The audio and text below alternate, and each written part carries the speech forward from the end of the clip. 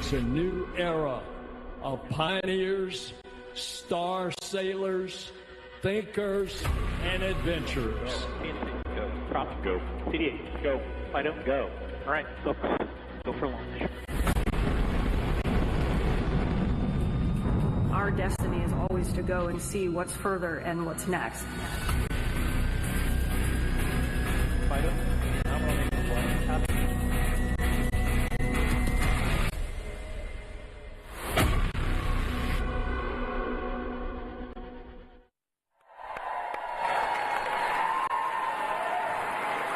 That was awesome.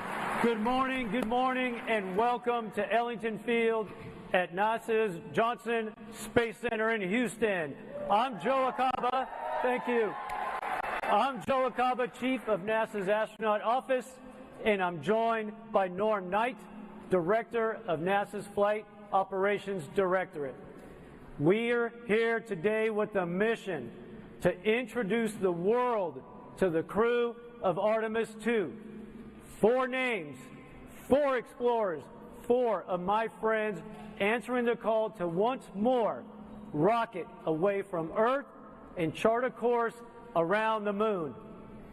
Well, Joe, I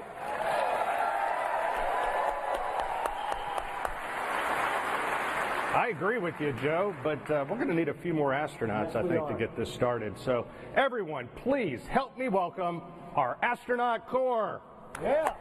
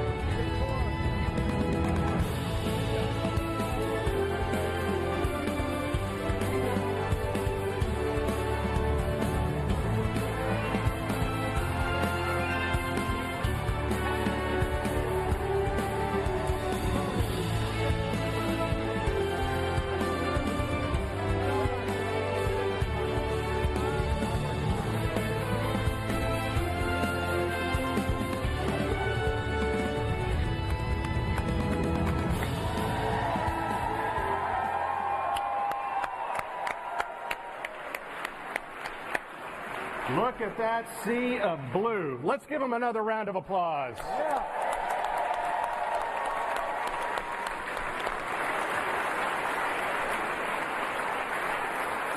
Our mission calls for 4 names. It's difficult to pick just 4 from a group that by its very definition attracts the best and the brightest that humanity has to offer. The Astronaut Corps, our entire Astronaut Corps, will be the forerunners as humanity looks to find its place among the stars. So that while we may be recognizing 4 individuals today, I want to thank the entire Astronaut Corps for their dedication and sacrifice as we ask them to strap into our current and future spacecraft, take those next steps to do the things that are hard so that others might follow behind them.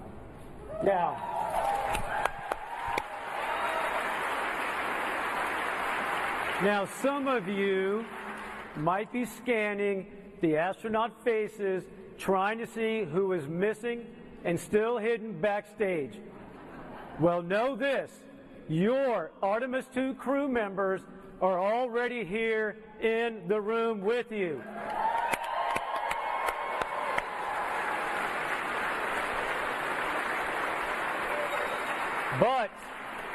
Because I love you all, I'm going to give you one hint. I am not one of them.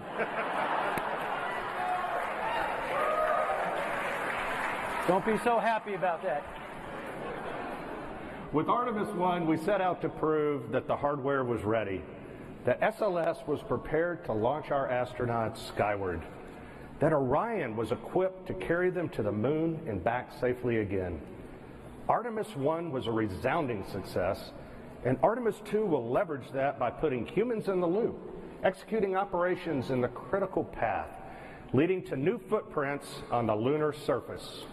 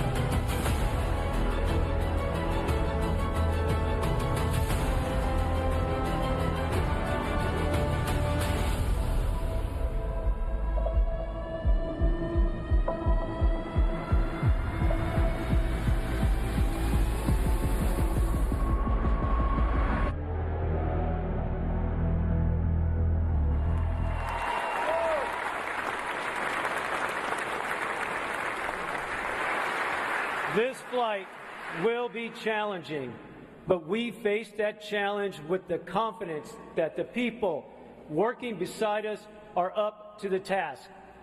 Houston is home for us, and it's where we'll plan, train, and ultimately fly the Artemis II mission. To give us a proper Houston welcome, please join me in bringing out JSC Center Director Vanessa White.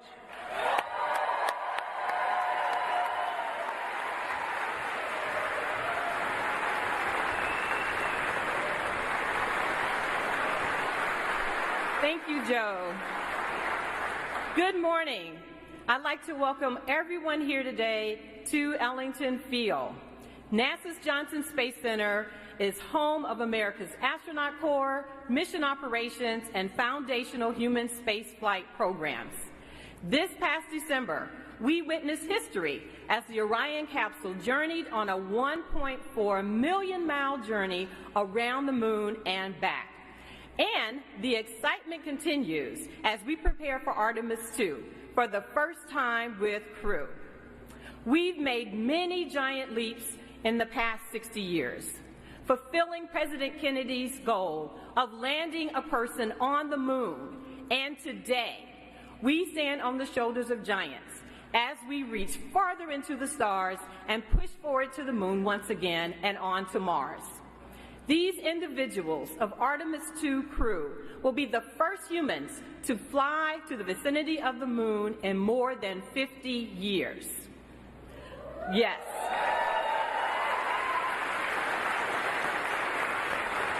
I'd like to take a moment to recognize those who paved the way, our Apollo legends, who are with us via the NASA Alumni League. Will you please wave?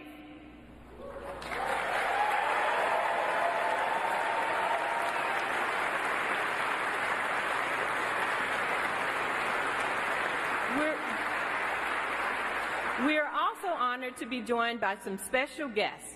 Please help me welcome NASA leadership, Administrator Bill Nelson, Deputy Administrator Pam Melroy, Associate Administrator Bob Cabana, and many of our NASA leaders who are from headquarters and all across our agency.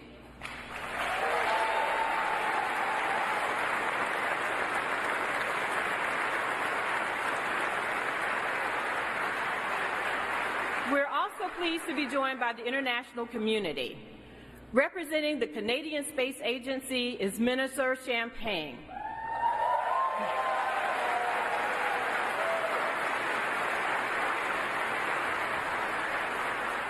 Through our our international partnerships under Artemis, we're building a global alliance that explores deep space for the benefit of all. I'd also like to welcome the following elected officials: Senator Ted Cruz, Congresswoman Sheila Jackson-Lee, Congressman Brian Babin, Congresswoman Lizzie Fletcher, the Comptroller of Texas, Glenn Hager, the Mayor Pro Tem of Houston, Dave Martin, and many other elected officials. Thank you.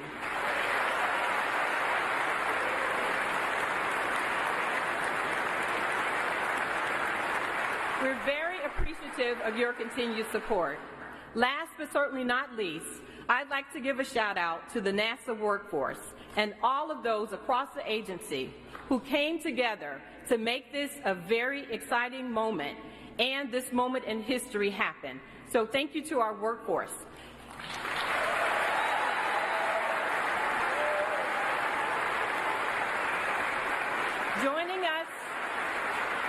Joining us today are directors of our NASA centers. Will you please stand? So my colleagues.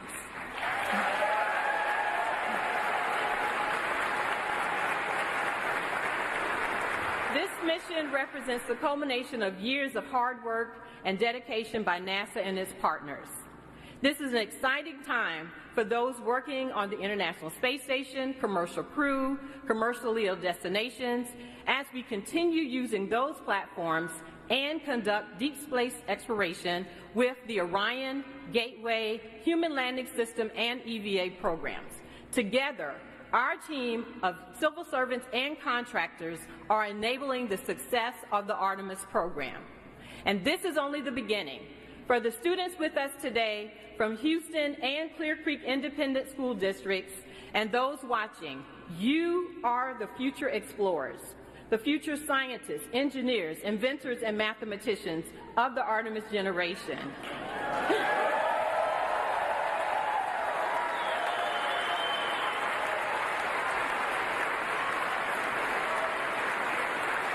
Under Artemis, we will explore the frontiers of space and push the boundaries of what's possible. You may walk on the moon or be one of the many explorers who venture onward to Mars. We're all looking forward to you being a part of our mission, and I can't wait for you and everyone to meet our Artemis II crew. Thank you.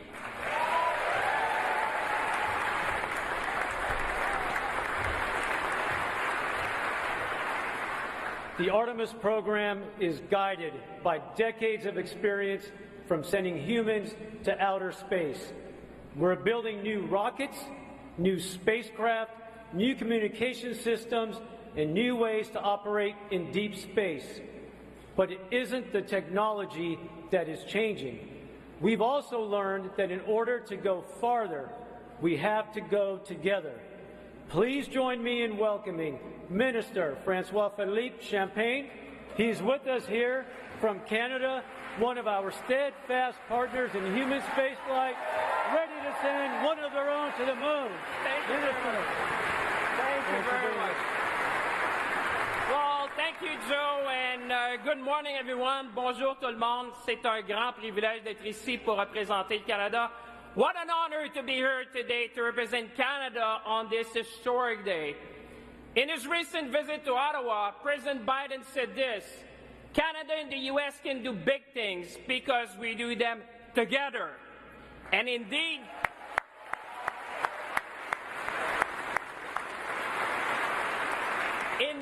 50 years after the end of the Apollo missions, we are going back to the moon. Back to the moon. Think about that for a moment. The moon. As minister responsible for the Canadian Space Agency, I know Canadians could not be more proud. Proud to have for the first time a Canadian astronaut who will travel to deep space as part of the Artemis II mission. Proud that we will be contributing to the future of the Lunar Gateway with the unique Canadian innovation, Canadarm3. Proud that Canada will design, build, and operate a lunar utility vehicle to support operations on the lunar space. And proud of of the 60-year plus of collaboration between NASA and the Canadian Space Agency, a partnership which is fueled by bold initiatives and scientific excellence. And most importantly, Canadians could not be more proud to share this moment with our American partners and friends which are here today in Houston.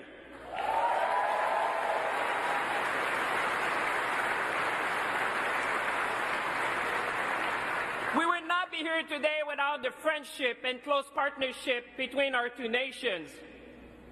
Because this is more than just about going back to the moon. This is about investing in the future. This is about possibilities. This is about seizing the opportunities of the space economy, from health to food security to climate change and much more. So as we embark together on this new space era, let's seize the moment. Let's be ambitious, and together let's inspire the young people watching us to reach for the stars and become the next generation of scientists, engineers, and explorers. Merci tout le monde. Thank you, everyone.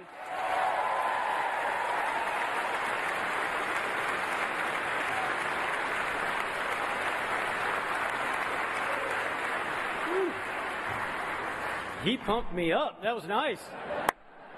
Next up is a group of people who need little introduction. Our agency leaders who know firsthand what it takes to fly in space. Please join me in welcoming NASA Administrator Bill Nelson, Deputy Administrator Pam Melroy, and Associate Administrator Bob Cabana.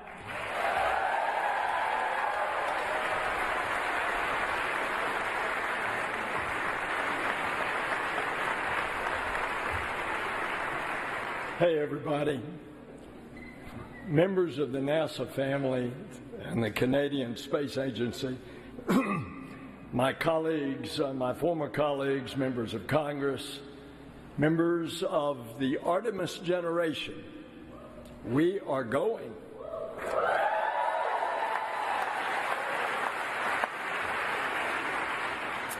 Pam, Bob, and I operate as a team, as a crew.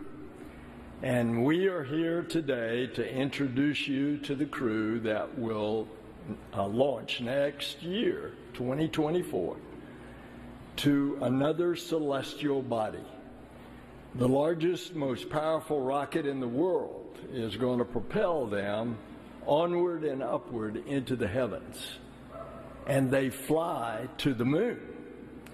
This is Artemis II Mission. It's a mission that is significant in many ways. It's a demonstration of our ability to push the boundaries of human achievement. It's a testament to the unwavering passion of the team that will make it possible. And it's a message to the world.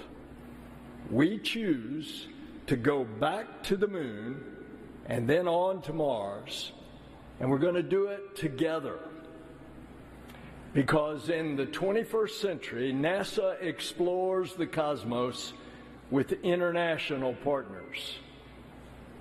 We will unlock new knowledge and understanding. We've always dreamed about what more is ahead. Why? Because it's in our DNA. It's part of us. It's who we are as adventurers, as explorers, as frontiers people. And throughout history, humankind has gazed up at this celestial body, the moon, with wonder. And the space program propelled the moon to the forefront of culture and consciousness. It galvanized a historic effort that we are now the stewards of. The moon is a symbol of our can-do spirit. And over the course of the Artemis missions, the first woman and the first person of color will take giant leaps on the lunar surface. It's been more than a half century since astronauts journeyed to the moon. Well, folks, that's about to change. The mission to the moon will launch 4 pioneers, but it will carry more than astronauts. Artemis II will carry the hopes of millions of people around the world. It will carry the aspirations of the NASA family who glance up at the moon every night, knowing their efforts will return us to the moon. And it will carry the dreams of students who burn the midnight oil in libraries and laboratories, preparing one day to support an Artemis mission. And it'll carry the inspiration of the children who imagine themselves soaring in the skies. We will show what is possible when we dare to reach distant cosmic shores.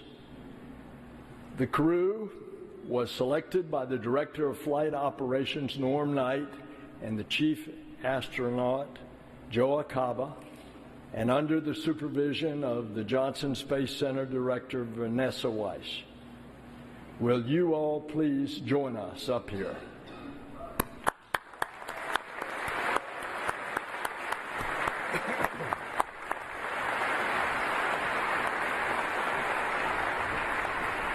And I want to acknowledge again our Canadian partners, Minister Champagne, Francois Philippe. Will you please come up, please?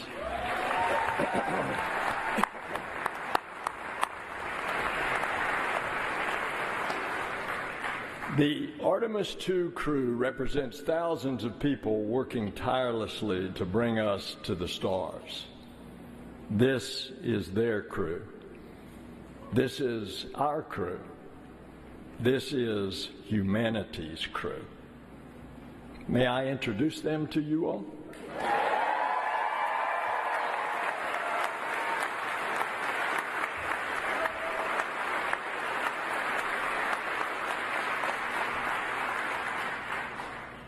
She's an engineer who got her start at Goddard and is no stranger to breaking records, logging the longest continuous space flight ever by a woman, your mission specialist, Christina Hammett-Koch.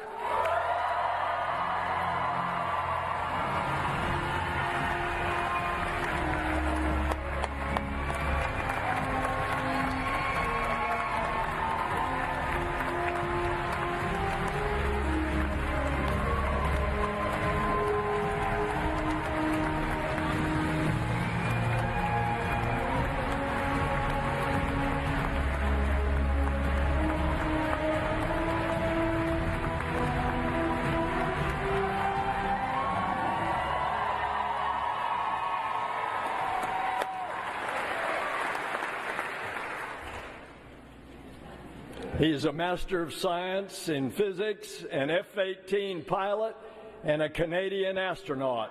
Your mission specialist, Jeremy Hansen.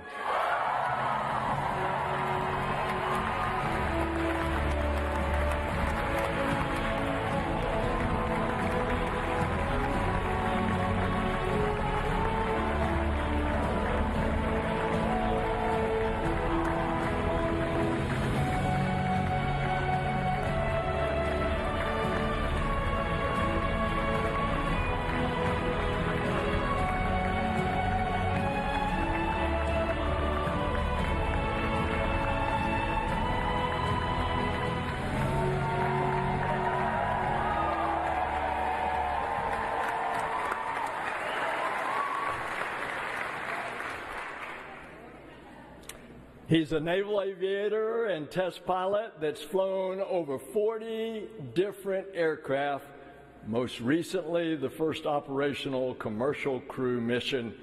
Your Artemis II pilot, Victor Glover.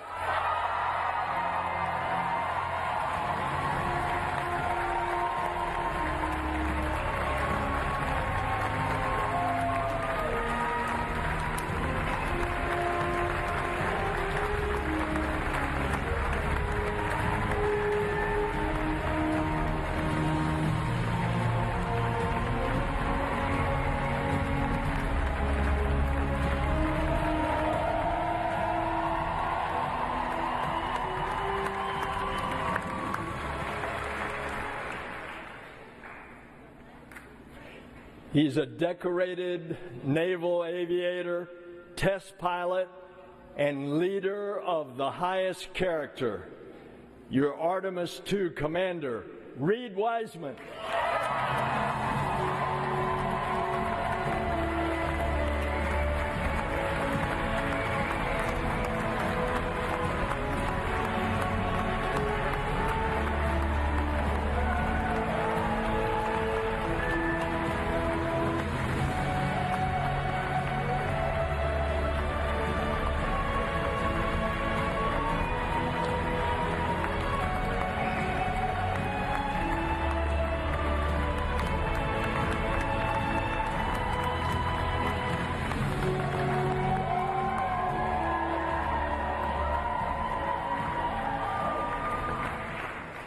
Ladies and gentlemen, your Artemis II crew.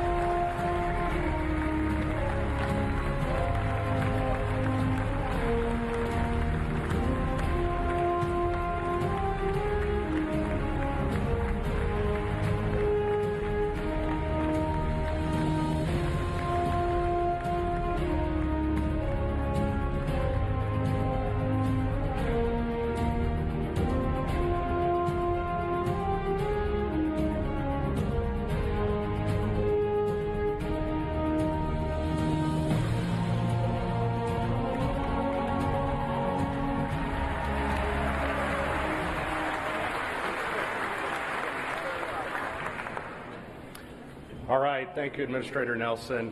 And the hard part's over now, right? Yes, sir. All right, good. Well, Reed, Victor, Christina, and Jeremy, I am so proud to have you four standing here in this moment. You are the right crew for this mission. You are the future of Artemis, and it looks bright with you at the controls.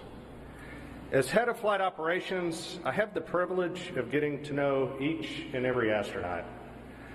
The best part of my job is that I'm surrounded by people who inspire, who give hope to those that might follow in their footsteps. Christina, with a work ethic and willingness to lend a hand that only someone who spent their summers working on a farm growing up can have, your relentless drive is unmatched. You have already made your mark in the remote corners of our planet. You have already been in the history books as a record-setting astronaut. You're a trailblazer and a role model for every generation to come. You've already been advocating and uplifting children in your community, and I know that you are just getting started. And as the only professional engineer in the crew,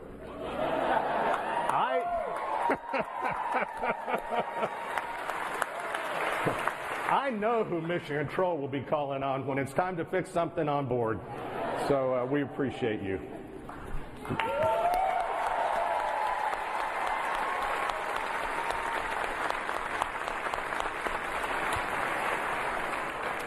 Victor, you wanted to be 100 different things when you grew up, but I can say I'm truly thankful you ended up as a Navy pilot and an astronaut.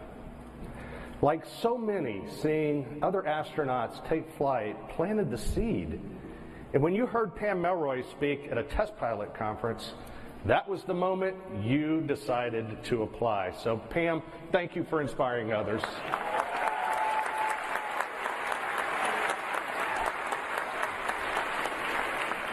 Victor, you were the first person in your family to graduate from college.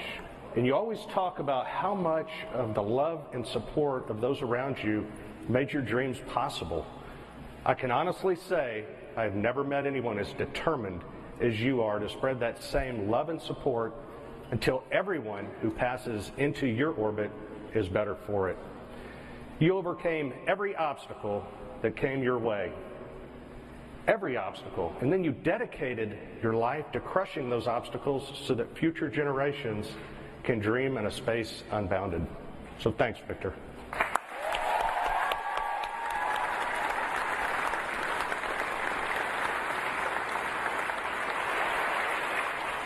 And finally, read and explore from the beginning. The forest of your youth might be smaller than the frontier that you're heading for now, but this was always you. It's what you were meant to be. You said for a time you wanted to be a train engineer, but I don't think trains go quite as fast as you need them to, so I wish the Reed of your youth, the ones that, that you're dealing with bullies, dealing with the uncertainties of growing up, could meet you now. Meet the Reed who took his first jet for a spin and knew he was meant to soar across the skies. The Reed who found a home and family in the Navy and here at NASA. The Reed who led our astronauts into a new era of space exploration. And the Reed who will lead Artemis II from the Earth to the Moon and safely back home again.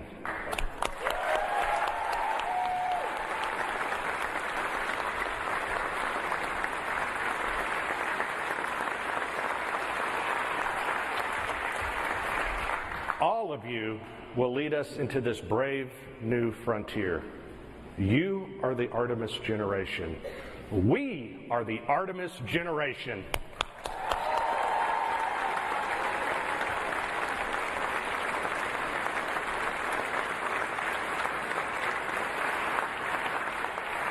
And with that, I will hand it back over to our neighbors to the north to talk about Jeremy, who will take his own place in history.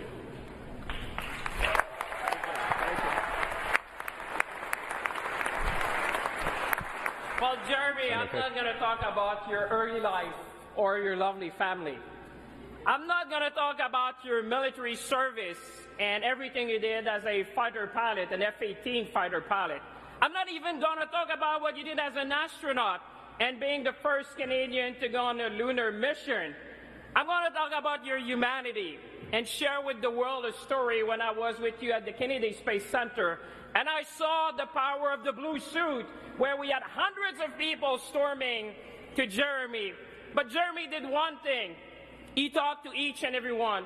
You took the time to talk to all the school children who were there, the Artemis generation, and they are here today and watching us.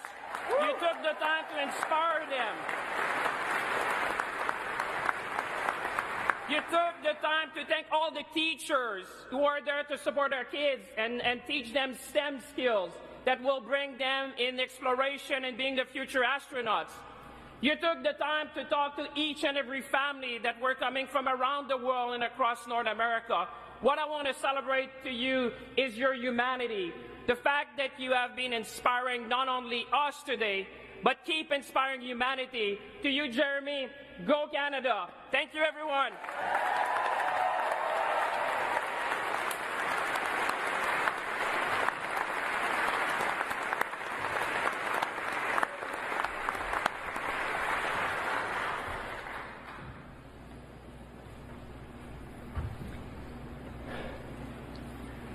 So here we have it. Reed, Victor, Christina, and Jeremy. Each of these adventurers has their own story. But together, they represent our creed, e pluribus unum, out of many, one. This is the power of space. This is the power of our space program. It unites people. It brings them together. It brings parties together to explore, to discover, to dream. Together we will usher in a new era of exploration for a new generation of star sailors and dreamers, the Artemis generation. Together we are going to the moon, to Mars, and beyond.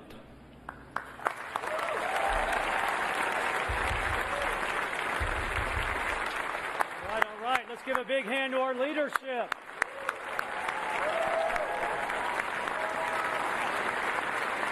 All right, you've heard from us, so now it's time to hear from your crew. I'm going to clear the stage, and I'm going to turn things over to our Artemis II commander, Reed Wiseman.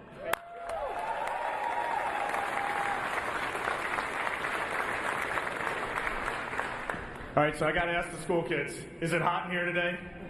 Woo! All right, and I don't think that in my 14 years at NASA, we've had this many astronauts in one place at one time. I'm losing my voice. We're having so much fun backstage. It is great to see this diverse international group. Awesome to be here with you guys.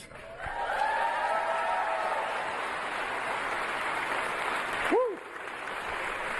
I'm going to hand it over to the gentleman to my right here, Victor Glover, who has become, in the last few years, an amazing mentor to me. I didn't ask for it. He didn't ask for it. It just happened that way.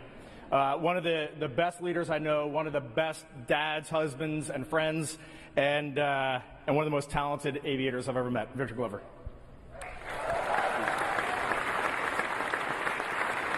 Thanks, Lee. I appreciate that. Wow, what a day. Look at all of this. This is amazing, isn't it? I mean, after all of that, I feel like Denzel Washington should be up here talking to you. But you just got us. I want to thank God for this amazing opportunity. And I think I speak for all of us. I want to thank our families for the amazing support. It is your love and support that has made this journey possible. Please give them a round of applause.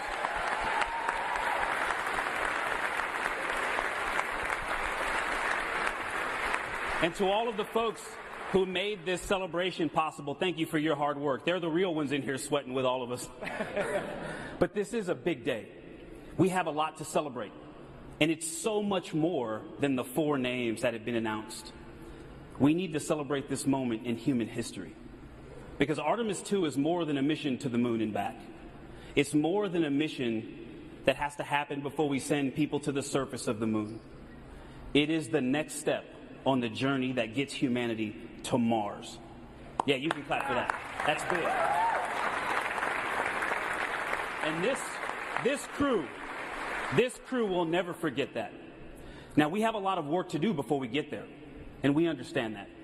And when talking about that work, you may often hear people say, human spaceflight is a marathon, not a sprint. But we have watched the people that work so hard to make our mission possible, and I can tell you, it is a series of sprints. That's called a relay race. Human spaceflight is like a relay race. And that baton has been passed generation to generation, and from crew member to crew member. From the Gemini, Mercury, Gemini, Apollo, Soyuz, Skylab, Mir, the Shuttle, International Space Station, commercial crew, and now the Artemis missions. And we understand our role in that. And when we have the privilege of having that baton, we're going to do our best to run a good race to make you proud. Perfect. I pray that God will bless this mission, but I also pray that we can continue to serve as a source of inspiration for cooperation and peace, not just between nations, but in our own nation. Thank you, and God bless us all.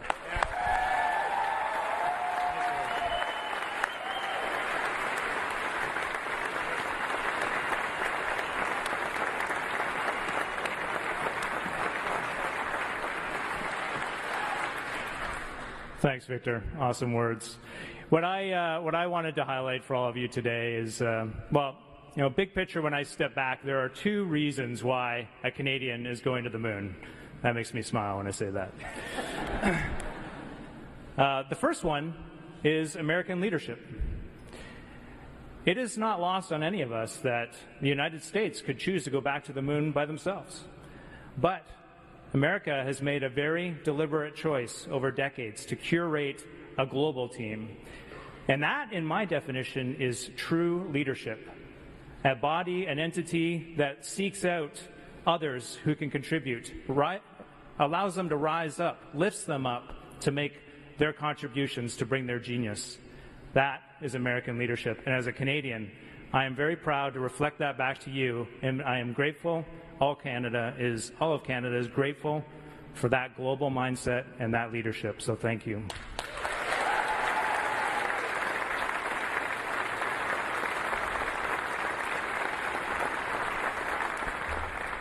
The second reason is Canada's can-do attitude. Yeah.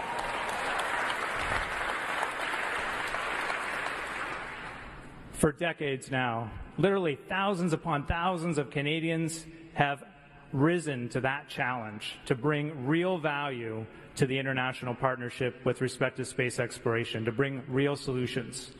Our scientists, our engineers, the Canadian Space Agency, the Canadian Armed Forces, across government, all of our leadership working together under a vision to take step by step, and all of those have added up to this moment where a Canadian is going to the moon with our international partnership, and it is glorious.